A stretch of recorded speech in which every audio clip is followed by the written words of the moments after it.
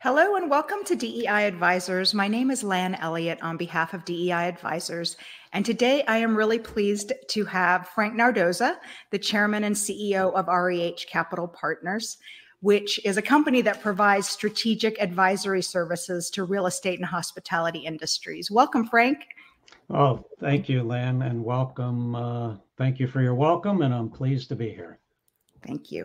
So sometimes people wonder how we select the people that we interview. And for those out there who don't know, Frank is actually the reason that I've spent the last 30 years in the real estate business. He gave me my first break into real estate consulting when I was out of school, graduated in a recession, and Frank hired me for my first real estate job. And the next real estate job that I found was because of work that he had me doing and inspired me to do. So really happy to have you here, Frank. And Lan was stellar. So she was, there was no risk in that hire. Thanks, Frank. So Frank, I know you've had a really interesting career journey. Can you share some of the inflection points in your successful career and if there was a factor or factors that contributed to your success? Well, first off, it's probably worth mentioning that when I first went to school, I thought I was going to become a lawyer. And so I started majoring in political science and government.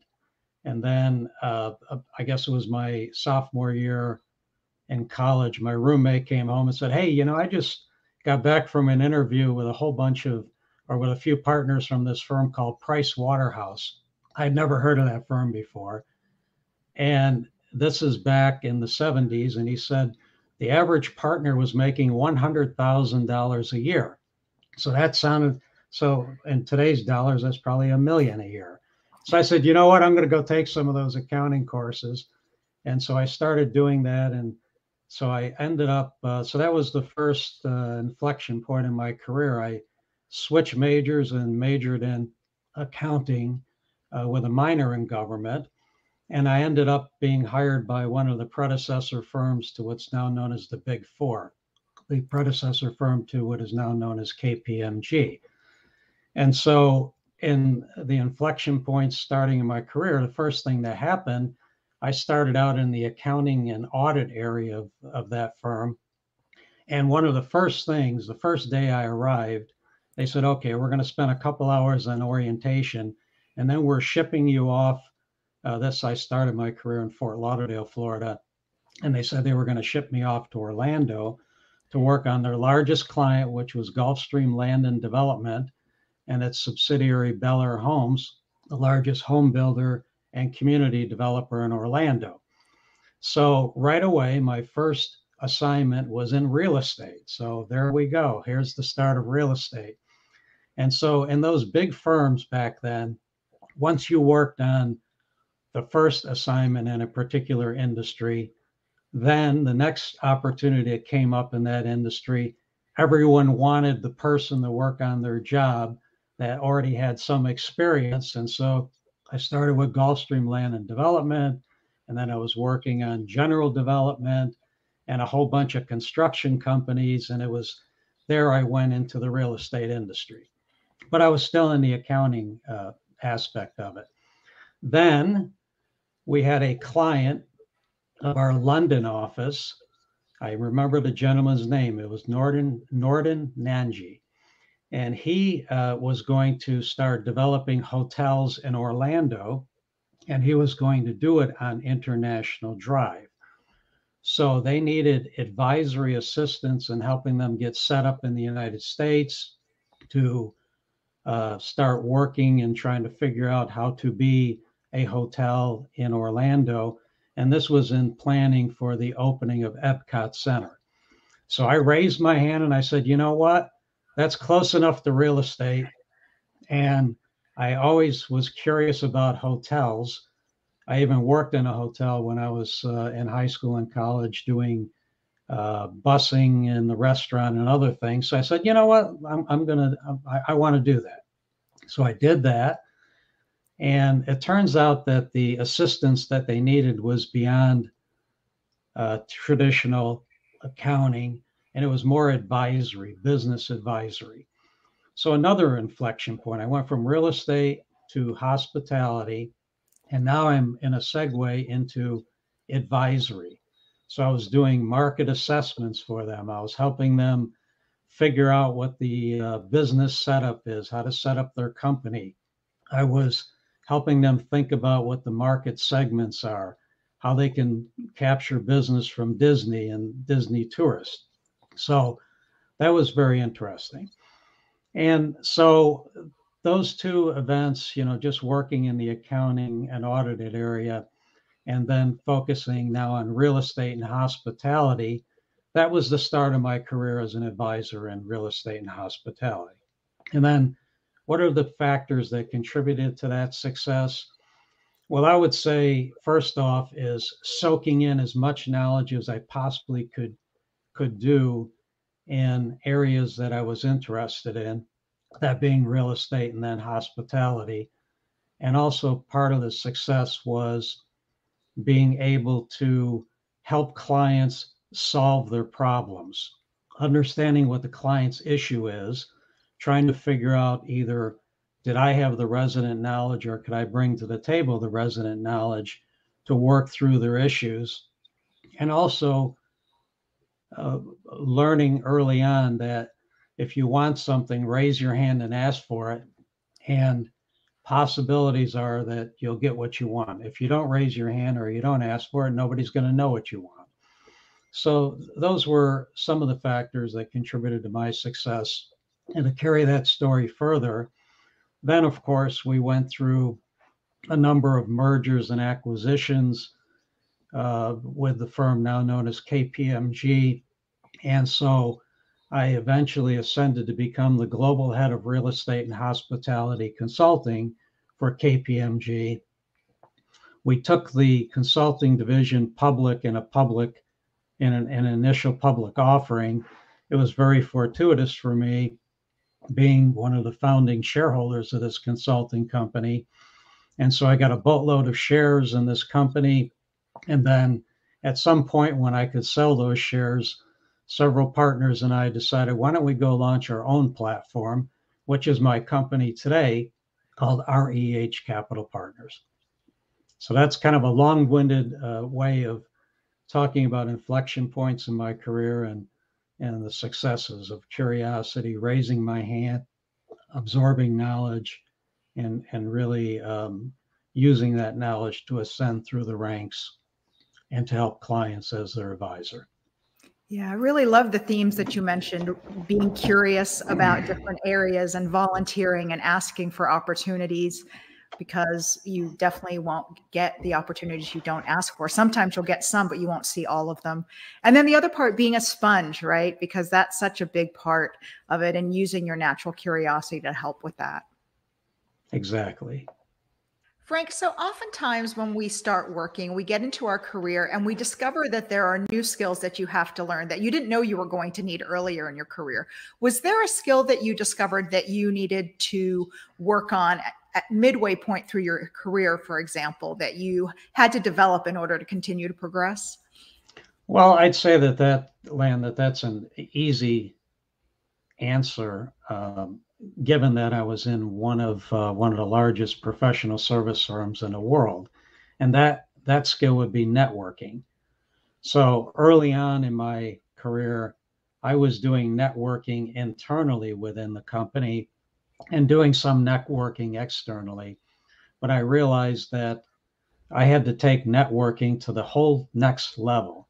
I had to basically perfect networking on steroids, meaning if you want to succeed in one of these large professional service firms, it's incumbent upon you to be able to network in your industry, in your community, to expand the client base of that firm, to bring in new clients, to sell add-on services to existing clients, to deeply penetrate and radiate into your clients' businesses and meet and network with as many people as possible. So I would say one of the things I learned is that networking is not just something that one might do, but it's a necessity to succeed, particularly in a large professional service firm, And I found that throughout my career, networking has become the hallmark of my career and success in my business. The other thing I learned, let's say at the midpoint of my career, was that it was critically important to delegate work to superstars like Lan Elliott, who joined me when I hired her, and others in the practice, so that I could then develop the next generation of professionals, train them, uh, let them grow in their capabilities to handle work assignments and the like. So delegating and training was the other thing I learned that was a necessity. Yeah, I think both of those things are so important, because you think when you get into your role, you have to be really good and knowledgeable and have the technical knowledge and be able to write reports and present to the clients. But really, there is this pivot as you get more and more senior. You need to be selling work, developing your network to do that, and then maybe pulling back from the work so that you can be selling more work and also allowing other people to develop new skills. So That's exactly right. So, Frank, you don't get to where you are today without taking some risks. And I know when you left KPMG after, I think, 25 years and started REH in 2001, that was a pretty big risk. Can you share how you prepare yourself mentally to take a chance on something? Well, Lan, you're exactly right that that was a huge risk. Here I was making a huge sum of money as a partner and shareholder in this big professional service firm, one of the biggest in the world. And here I am thinking, okay, I've always wanted to launch out into my own platform, my own company. So to go from stability and financial assurity of salaries and income to go to a startup where I'd probably initially be having to invest money rather than be paid money or salary or income, that was a huge risk. And at the time, I had my two children, Marie and Paul, were, let's say, in middle school. I think they were maybe anywhere from 12 to 14 years old. And so I had a family to support. And so to prepare for taking this risk, of course, I did the normal things that one would do financially to make sure my ducks were in a row. For example, I paid off the mortgage on my house. I made sure I had I bought out a lease on a car. I made sure I had ample cash and working capital to get started. And so I did all those type things to prepare myself.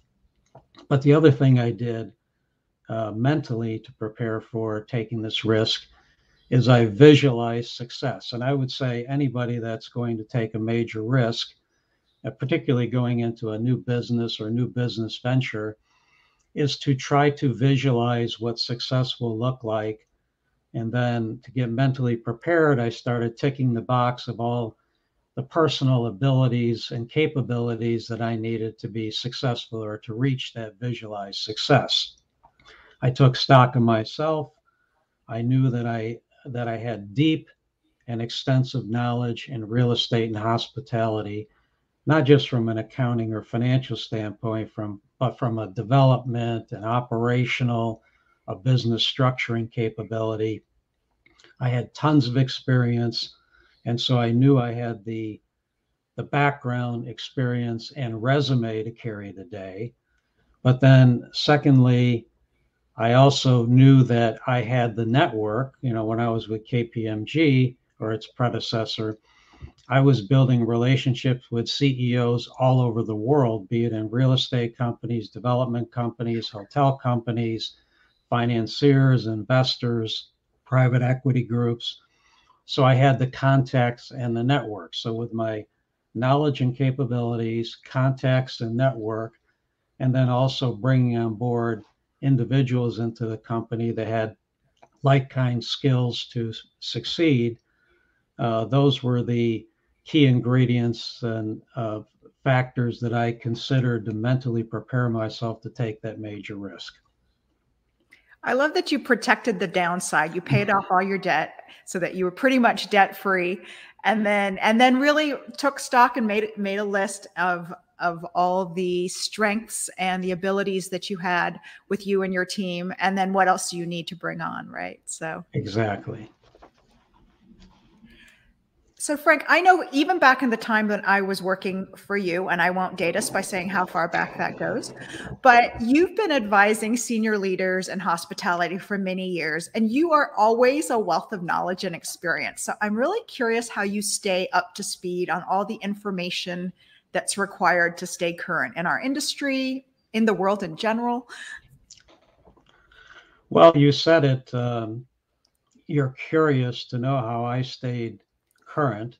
I stayed current because I'm curious.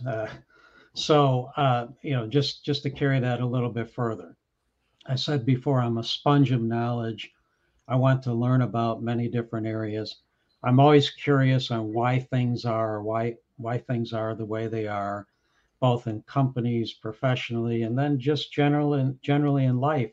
I want to know what makes people tick, why they are the way they are, and how companies and businesses work. And so when I am interested in a topic, I research it thoroughly. Before, I used to read everything I could in hard book publications, and now I do all those things in Google searches, searching for people on LinkedIn, reading about businesses and their websites and so forth. So I learn a lot about companies and clients and individuals. But then the other thing I do, and I'm going to date myself a little bit here as being a little old school, every day I have delivered to my house 3 newspapers: the Miami Herald, the Fort Lauderdale Sun Sentinel, and the Wall Street Journal. Before I do anything on any day, I read those newspapers front to back. And I find that when I'm reading the hard print copy rather than the online version, I have a tendency to read more of the articles rather than just kind of skim the headlines, because it's in front of me. I'm touching it and feeling it, and so I read a lot. And it's not just about real estate and hospitality. It's about politics. It's about economic markets. It's about sports that I love. It's about social matters. It's about entertainment. It's about healthcare. It's about biomed. It's about I don't know, manufacturing.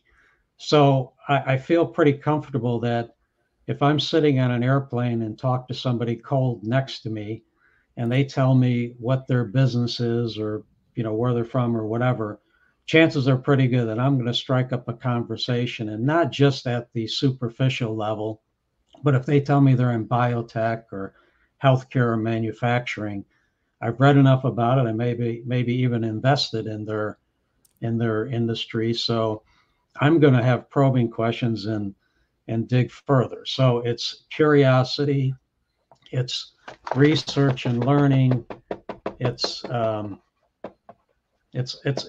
of those things to really to make sure that I have the knowledge that's necessary to advise the most senior people in industry. So I'm curious how long it takes to read 3 newspapers before you leave the house. It takes me about an hour. Wow. All right. I do like to read the newspaper. And by the way, for those young professionals that may be tuning in here, I will tell you that I started reading the Wall Street Journal early in my career, and I will bet that I've monetized the benefit of reading that newspaper front to back into the millions of dollars. And what do I mean by that?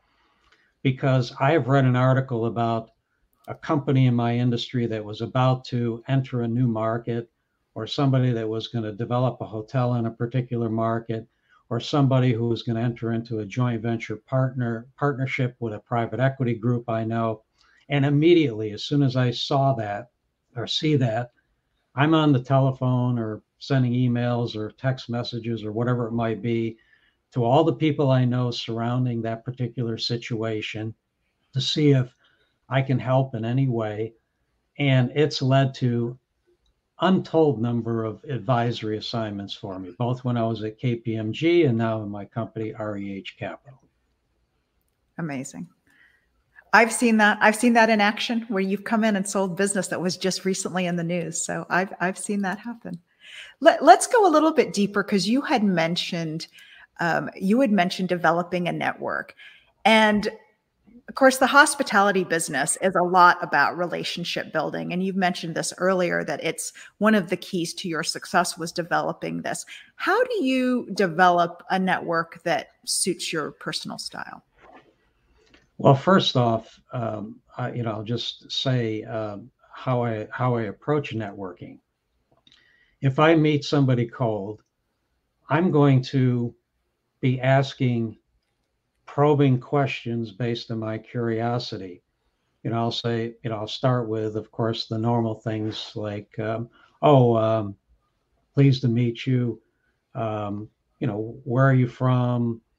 And once I know where they're from, right away I have a relationship point where I can think about that geography and think about all the experiences I had in that geography, both personally and professionally. And so I'm apt to know what companies are important to that geography, what schools and universities are likely to have played a role in that person's life. And so I ask all those pertinent questions. And what am I trying to do? I'm trying to find common ground so I can develop a deeper relationship for networking with that individual. If somebody tells me that they're, from, I don't know, Syracuse, New York, where I'm originally from, I'm going to be talking about all those things about the Rust Belt of Syracuse, New York, and where Carrier Manufacturing Company employed about half the city in making air conditioning units, or General Electric. Chances are they had a relative working there. I might talk about Syracuse University, where my father went, where I was the defector to go to Florida State University. I'm building common ground. If somebody tells me what company they work for, I'm tending to probe into asking the follow-on question, well, before they joined that company, where were they? And what am I trying to do? I'm trying to see if I have any individual connection points of some common person that I know that either worked with that company or worked for that company, and just to develop a deeper relationship. So that's the first thing about networking. It's not just meeting people, shaking their hand, and adding them to your list of a network.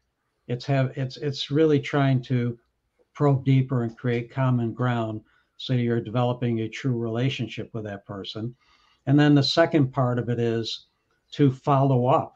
One of the things I do when I meet somebody, I immediately follow up with an email or a text message or some form of communication. Like I just attended the NYU Hotel Investment Conference.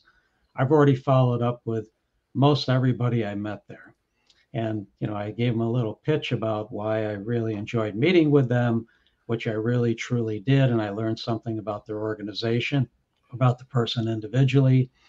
And now I'm going to follow up again. And one of the things I do all the time, and this is something for consideration for those listening in, if I see somebody I know who's quoted in a newspaper or an article, or who's received an award, or has some sort of an acknowledgement publicly, I do something strange. I take a picture of the article and I immediately text it to that person and say, congratulations, what an honor. Or, hey, I saw your article. It was really interesting.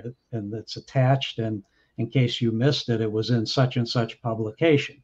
And I do that all the time. I love that. I love the idea that you use your natural curiosity, first of all, to try and develop a connection, but then you follow up, you send notes after the meetings. I mean, people do a lot of speed dating, a lot of meeting people at these investment conferences, but then you follow up. And I love that when people have an accomplishment that's out there, that you recognize them and send them that note. I think that makes it really special. I do think, when I was first starting and going to these investment conferences, you'd have a 30-minute meeting with somebody, and the senior people would spend 10 minutes on trying to find a connection. And I just didn't understand that. I'm like, don't we have 30 minutes? We need to get into the business, but not really understanding the importance of really developing that connection and kind of probing until you find some way that you have common ground and that sets the tone for the rest of the conversation. But I think it's something that people miss. I know I did early in my career, so I appreciate you explaining that. Very good. Another thing I wanted to talk about was around advocating for ourselves. I think one of the generalizations is that women don't do a good job advocating for themselves, and that impacts their ability to get promotions or go after opportunities that they're interested in. What advice would you have for women and underrepresented groups that need to do a better job of advocating for themselves, but just aren't really comfortable doing it? Well, the advice I would have is to make your professional wants and desires known. If it's just you that wants something or wants to be acknowledged or wants to climb into a position, if you know that and nobody else knows that, it's not going to do you any good. So, I would say the first thing is start advocating for yourself by spreading the word of what your wants and desires are. How do you do that? Well, one way that I recommend all the time, be it for students trying to land positions while interviewing or people earlier in their career, particularly if you're from an underrepresented segment of business, and as you said, typically there's some fear of trying to advocate for yourself. Find yourself a mentor or somebody you trust, a confidant, and discuss your situation with that person, be it in your company or outside your company. Seek advice. But if it's inside your company, let it be known that you want to be considered for a position that's opening up, whether you want to be considered to work on a particular project. As I said earlier, raise your hand like I did, speak up and let it be known. And then the other thing is, and this is for all of those that, have some fear of speaking up, be it in meetings or in other situations involving peers, both inside and outside your company. Make sure that you ask questions. I know frequently I've been told in mentoring those that have worked for me that, well, Frank, in the meeting, I was a little bit afraid to open my mouth because, it seemed like everybody had such a profound point of view on the topic. And I didn't want to ask the question, even though I didn't quite understand what was being said. And I always come back and say, you know what? Chances are pretty good. If you're working for my company or you're working with me, you've already proven that you have knowledge, that you're intellectually advanced, that you're smart, that you understand and grasp things. And so don't be afraid to ask questions, because you could be one of the smartest, if not the smartest person in the meeting or the room. The other thing, and this is something that I keep with me right to this day, and this is kind of playing into advocating for ourselves, is the fact that if somebody in a meeting is talking about a topic, and if I don't understand what they said, I'm going to stop them in their tracks and raise my hand and say, you know what? I think I understood what you said. Here's what I thought you said, but I seek some clarification because I didn't fully understand it. And I find that 9 times out of 10, if you're sitting in a room and somebody said something and you didn't grasp what they're saying, or you didn't understand the direction or the concept, probably the majority of the other people in that meeting or in that room also didn't understand it. And the worst thing that can happen to you, and this is getting off a little bit on a tangent of advocating for ourselves, but it relates, is to say that you need to ask the questions and speak up, because if you didn't understand a direction that was given to you or understand the meeting takeaways, then you're probably not going to follow through. And if you don't follow through, that's disaster. Yeah. So if you didn't understand the direction, if you didn't understand the takeaway from the meeting, so don't be afraid to ask the questions, just like don't be afraid to advocate for yourself. Make sure you ask the questions, and also ask the questions that are a backdoor way of advocating for yourself, showing people you're interested in a new position or a new project or whatever it might be. Yeah, that can be kind of scary to raise your hand to do that, but there's only one way that people are going to know that you're interested in something is if you tell them. That's right.